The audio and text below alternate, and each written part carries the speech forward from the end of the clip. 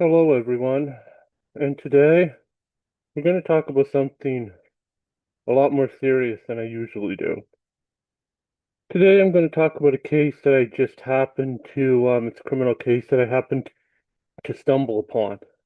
It's the case of Athena Strand and her murderer, Tanner Horner. Oh my goodness. This is a horrible case.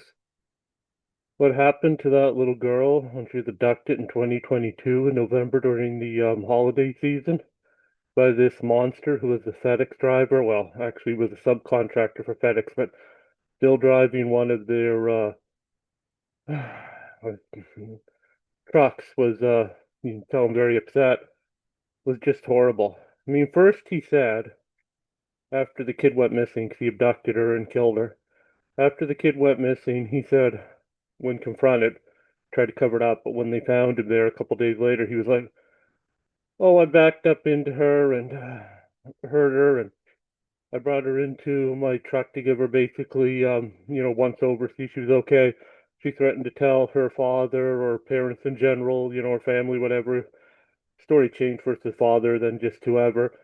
That I hurt her, and I got scared, and I tried to strangle her, and then I eventually bludgeoned her to death, to cover up, you know, bumping into her with the FedEx truck. Just a natural response. Anyone would do something like that.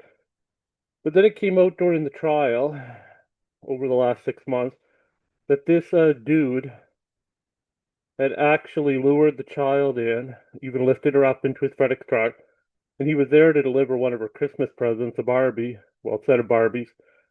And you can be whatever you want to, because this kid was like only 7 years old.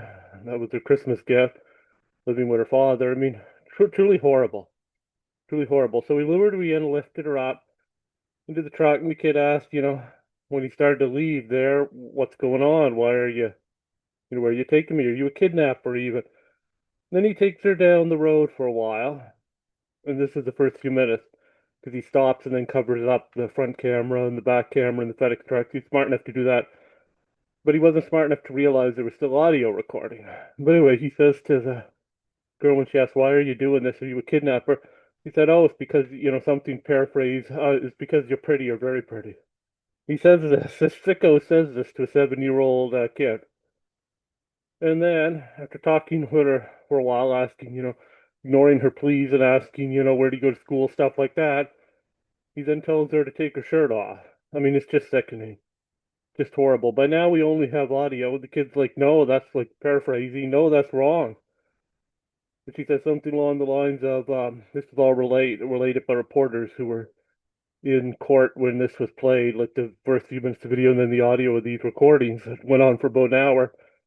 She was like, "No, you can't do that. It's not right. You can't like make me take off my shirt.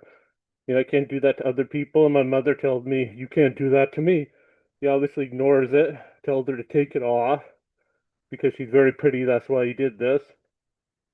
Then he proceeds, judging by the audio evidence and DNA recorded later, to essay her. Yeah, that's what he does.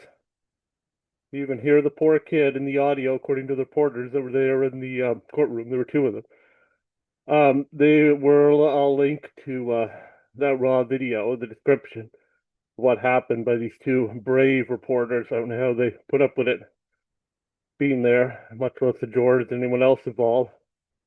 And the poor girl's going like, "Ouch, ouch, what are you doing?" And that goes on for a while to be, for it to be quite graphic.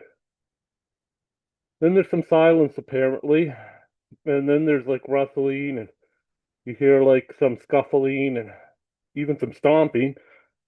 And then you put on the four-way flashers by this time, and you pulled over to the side of the road apparently because you can hear the clicking, on the audio. Then the truck resumes, and the poor girl is like moaning and crying and stuff.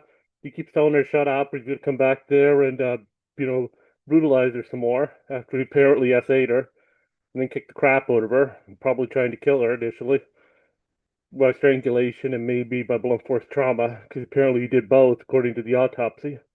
Then Jingle Bell Rock comes on. Now this is unbelievable, even for old Selgris. Then Jingle Bell Rock comes on. This is the Christmas season back in 2022. he starts singing along with it. And the poor kid is crying and moaning. And he told her to shut up and, increases the volume of his singing Jingle Bell Rock. And at one point, he even calls his, I don't know if it was his fiance or his wife, whatever, because this dude has a kid, like, only with like a year old, 18 months or whatever at the time. And then, like a son, I believe. And then he's like, oh, well, I'll be home, everything's like okay. This after he disposed of her body later on. But before getting to that, just tells the kid to shut up, starts singing Jingle Bell Rock like something out of a horror movie, and then just goes on about his day. At one point stops and stomps on her again until he eventually does kill her.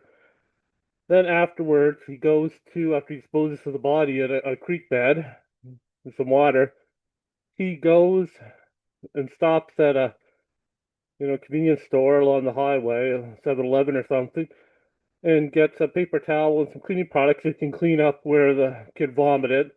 And perhaps, and it sounds like she also relieved her bowels. You can imagine why she did that, because there's evidence that he essayed her on both ends. Let's just say that, not to get too graphic.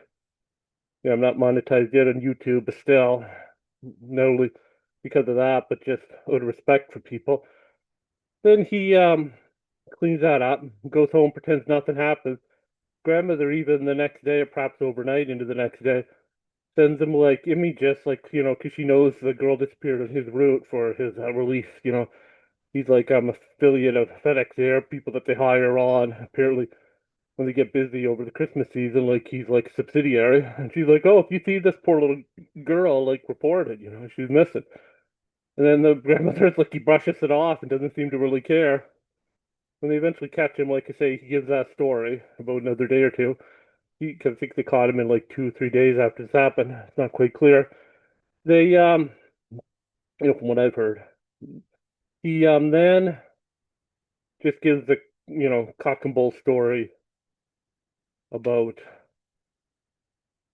backing into her and stuff. And then during his whole trial, because he does confess to killing her, he won't admit to the essay, and he won't initially admit to the other circumstances, like abducting her and it all being premeditated, until he's confronted, by the forensic evidence and the recordings. And but his whole defense team, his whole defense strategy is trying to spare himself from the death penalty. Just happened in Texas. He doesn't want to die for Athena Strand's murder. This Horner. He doesn't want to die for killing her. This Tanner Horner.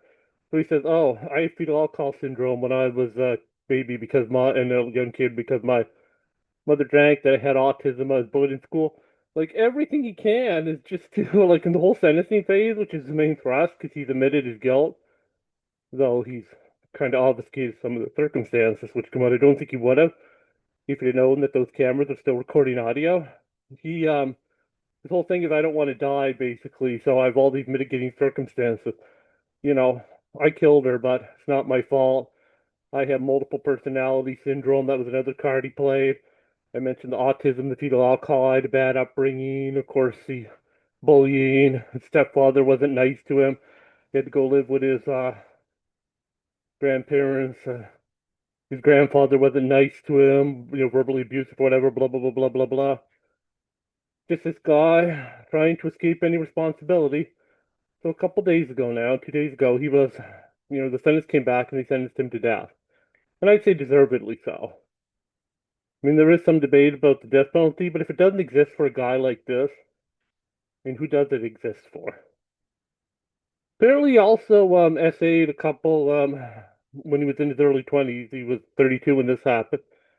Apparently, when he was 22 to 23, he essayed a couple girls that were like between 14 and 16. They took the stand against him. At least one of them did. There was another one that he reported to essaying too. And yeah, people are. I see a lot of comments in the on the videos and stuff and different articles. People say they should look into this guy, see if he's killed anyone else, like, or abused any more children. Wolf Selgris agrees there. They should really look into this dude because I kind of doubt this is his first rodeo. At the very least, he probably abused animals, if not kids. Because the way he kills her, like so callously, and he's so calculating with everything.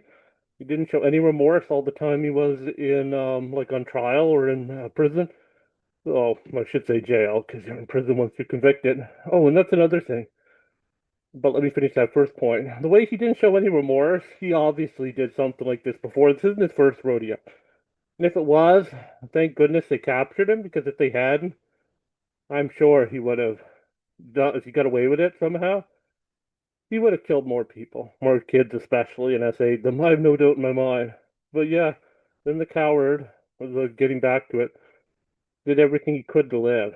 I always love how these cowards do everything they can to live, to not face the death penalty, or in some cases, when countries where they don't have it, to not spend the rest of their life in prison. They want to go to a psychiatric hospital instead after they do something like that. They shouldn't be in prison. They should have a chance to be rehabilitated and get out. There are cases where someone obviously is mentally disturbed, but this guy, if he was, he doesn't meet the legal definition of insanity because of all the planning he did. How cold and calculated all of it was. Yeah, good riddance to this Horner. And I hate to say this, but as an aside, this is the reason that I go so hard on guys like the quartering, like Jeremy Hambley. Probably shouldn't even mention him, but just the thought sprang to my mind. And part of my motivating factor because of that Rimfur video, this is just my opinion, 100% my opinion, but it's based on a lot of true crime I followed and documentaries and books. But a guy who would talk like that about women, and in one case, a 10-year-old child, I could see someone like that, just my opinion again, I could see someone like that doing something like what Tanner Horner did, given circumstances were different and or given the opportunity. I really could. I could see them being a danger to women and children, like to give off that whole predator vibe. And that's part of the reason why I go after guys like the quartering Jeremy Hambley so badly. I don't care about some of the other stuff he does, but how he creeped on his co-host, especially that Renfrew video, he just gives that sicky vibe to me. He just really does. And also the fact he won't take any responsibility when caught for his actions also gives me that kind of dangerous, scummy vibe. But yeah, if this Tanner Horner or his family was really sad, was really remorseful about what he did, they'd forgo all the appeals and just let the state of Texas, unalive him. But they won't do that, and he definitely won't do that himself. Because, like a lot of these murderers, he's a coward. A lot of these murderers and child PDF files, he's a murderer at heart. Like a murderer, he's a coward at heart.